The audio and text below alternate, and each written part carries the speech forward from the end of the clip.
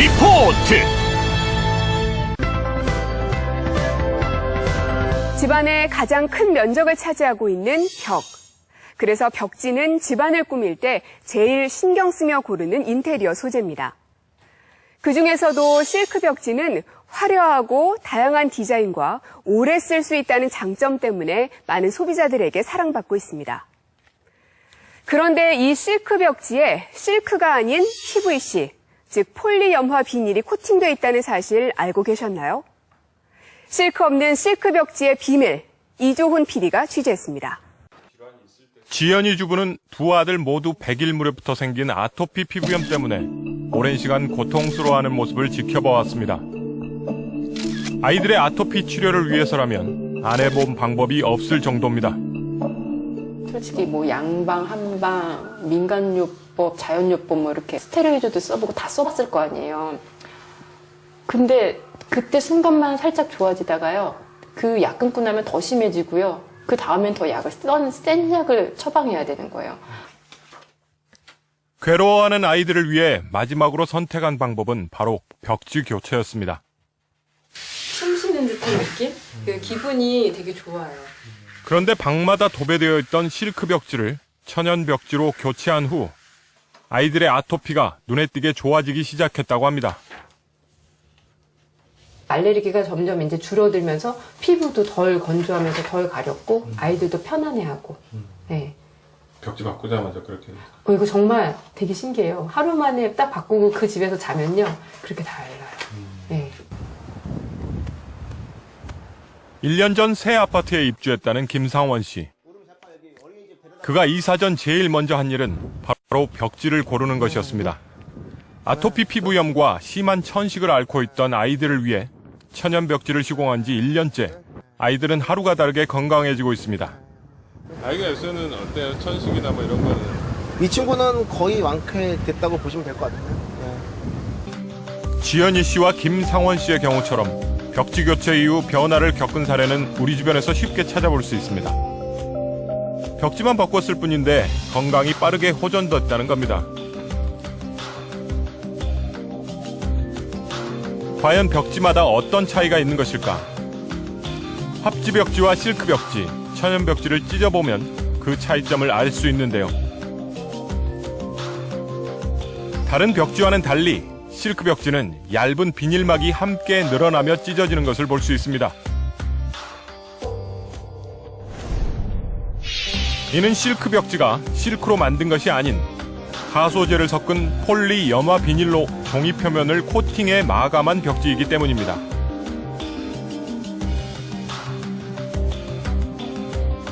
이때 쓰이는 PVC에서 총휘발성 유기화합물, 포름알데히드 등의 환경오염물질이 나오게 됩니다. 기본적으로 이제 PVC 같은 경우는 물에는 안 녹습니다. 그렇기 때문에 일반적인 이런 유기용매, 예를 들어서 벤젠톨렌 같은 데 녹여야 되는데요. 근데 이제 벤젠톨렌에 녹이고 나면 그것이 다 제거되기 힘듭니다, 사실은. 일부가 남아있기 때문에 시간이 지나면서 서서히 조금씩 이제 기체 상태로 빠져나오게 되는 겁니다. 그래서 그게 이제 문제가 되는 거죠, 사실은. 이렇게 실크 벽지의 원료가 되는 PVC에서 발생한 휘발성 유기화합물은 피부 접촉이나 호흡기 흡입을 통해 신경계에 장애를 일으키는 발암물질입니다. 현재 시중에 나와 있는 대부분의 PVC 실크 벽지는 HB 마크를 받고 친환경이란 이름으로 판매되고 있습니다.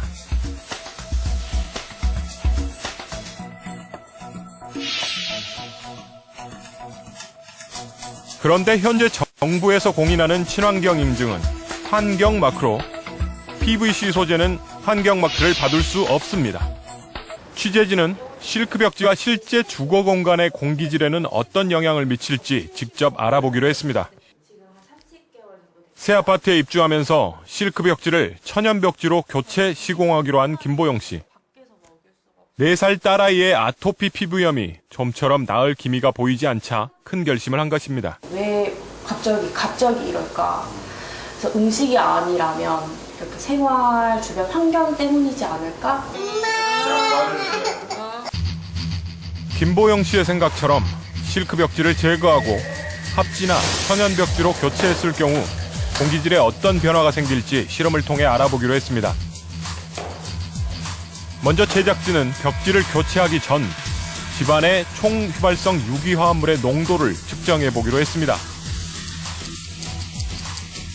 밀폐된 방에서 약 30분간 공기질을 측정한 결과 그 수치는 세제곱미터당 1194.6 마이크로그램, 환경부의 보육시설 권고 기준인 400 마이크로그램보다 높은 수치입니다.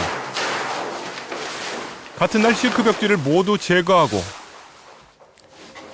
천연 벽지를 집 전체에 도배했습니다.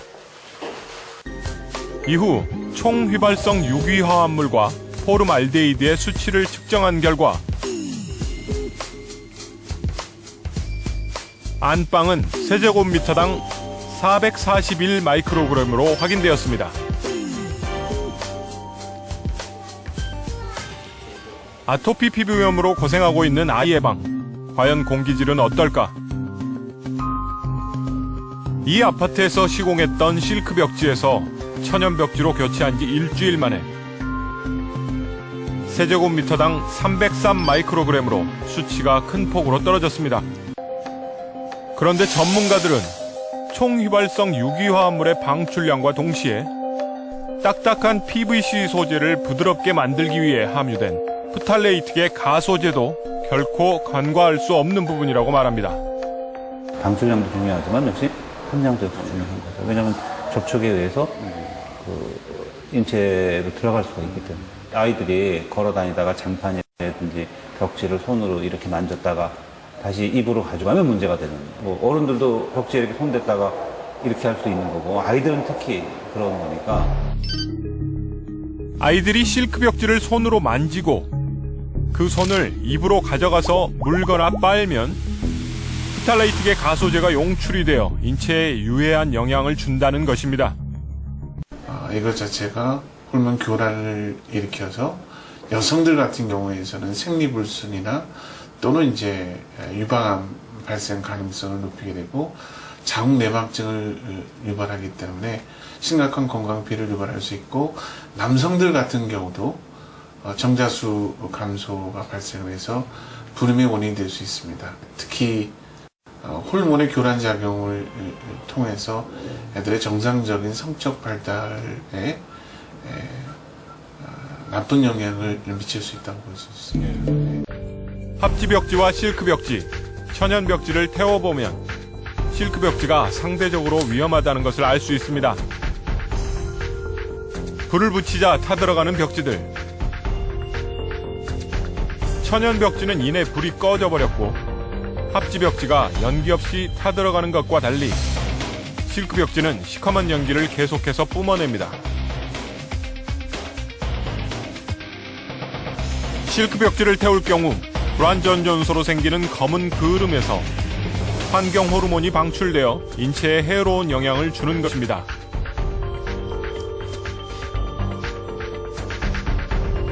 이러한 위험성 때문에 현재 어린이집과 공공기관에는 방염 처리하지 않은 실크 벽지는 시공이 금지되어 있습니다. 타는 순간 나오는 그 물질들이 워낙 유독한 게 많기 때문에 그게 문제가 되는 겁니다, 사실은.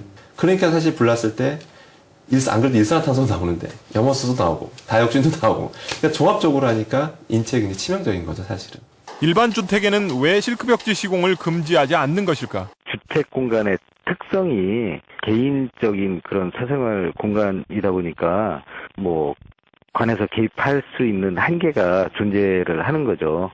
법령을 만들면은 그게 단속의 실효성이나 확인할 수 있는 방법들이 또 같이 따라줘야 하는데, 그걸 할 수 있는 그런 법은 거의 없을 거라고 생각을 하고 있거든요.